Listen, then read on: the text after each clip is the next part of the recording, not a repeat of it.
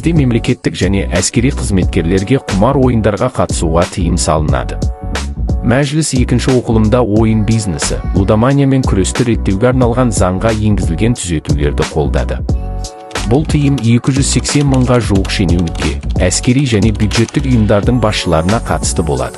Қазақстандықтардың белгілі бір тобына құмар ойындарға қатысуға және бәс тігуге тыйым салынады. Олардың қатарына 21 жасқа толмаған азаматтар ойын және бәс тігуге қатысуы шектелген, оның ішінде өзін-өзі шектеген, 6 айдан 10 жылға дейін, сондай-ақ борышкерлердің бірыңғай тізіліміне сәйкес өтелмеген міндеттемелері бар тұлғалар кіреді.